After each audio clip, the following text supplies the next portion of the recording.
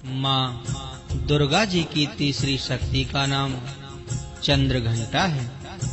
नवरात्रि उपासना में तीसरे दिन इन्हीं के विग्रह का पूजन आराधन किया जाता है।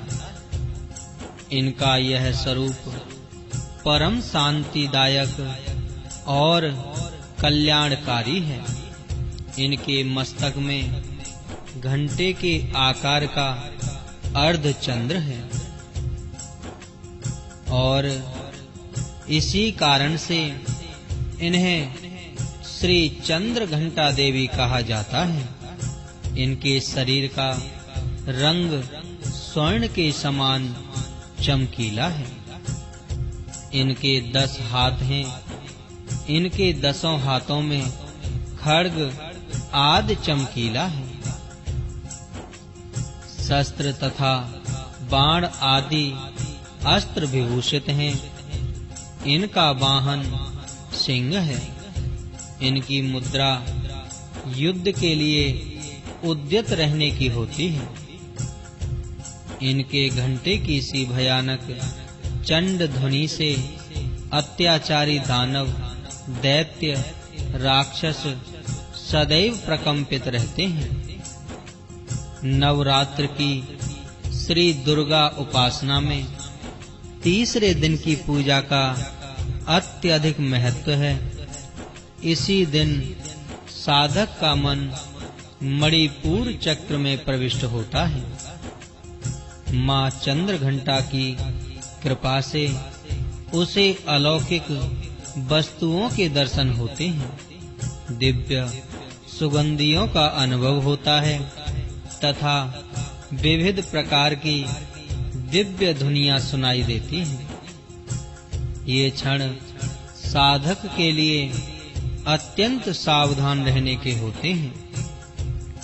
माँ चंद्र घंटा की कृपा से साधक के समस्त पाप और बाधाएं विनष्ट हो जाती हैं। इनकी आराधना सद्यः फलदायी है। इनकी मुद्रा सदैव युद्ध के लिए अभिमुख रहने की होती है। अतः भक्तों के कष्ट का निवारण ये अत्यंत शीघ्र कर देती हैं। इनका वाहन सिंह है। अतः इनका उपासक सिंह की तरह पराक्रमी और निर्भय हो जाता है। इनके घंटे की ध्वनि सदा अपने भक्तों की प्रेत बाधा आदि से रक्षा करती रहती है। इनका ध्यान करते ही शरणागत की रक्षा के लिए इस घंटे की ध्वनि निनादित हो उठती है। दुष्टों का दमन और विनाश करने में सदैव तत्पर रहने के बाद भी इनका स्वरूप दर्शक और आराधक के लिए अत्यंत सौम्यता एवं शांति से परिपूर्ण रहता है। इनकी आराधना से प्राप्त होने वाला एक बहुत बड़ा सद्गुण यह भी है कि साधक में वीरता, निर्भयता के साथ ही सौम्यता एवं विनम्रता का भी विकास होता है। उसके मुख, नेत्र तथा संपूर्ण काया में कांति गुण की वृद्धि होती है। स्वर में दिव्य अलौकिक माधुर्य का समावेश हो जाता है। माँ चंद्र घंटा के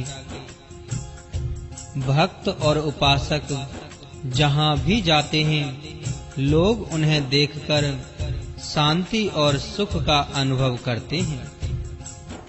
ऐसे साधक के शरीर से दिव्य प्रकाश युक्त परमाणुओं का अदृश्य विकिरण होता रहता है।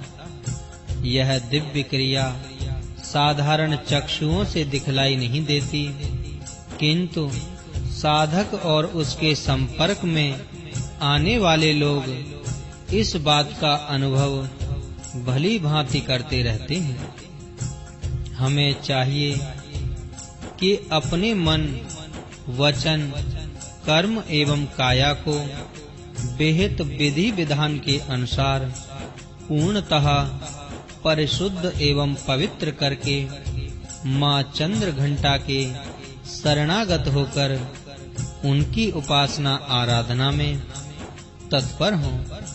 उनकी उपासना से हम समस्त सांसारिक कष्टों से विमुक्त होकर सहज ही परम पद के अधिकारी बन सकते हैं।